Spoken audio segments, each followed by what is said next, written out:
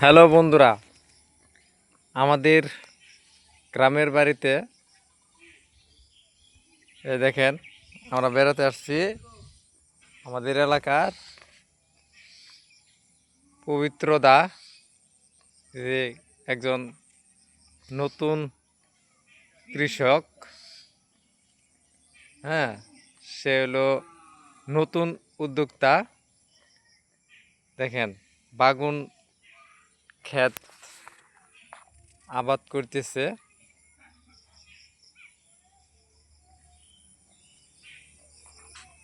এই যে বাগুন গাছের অবস্থান দেখায় কি রকম, সেই একখান।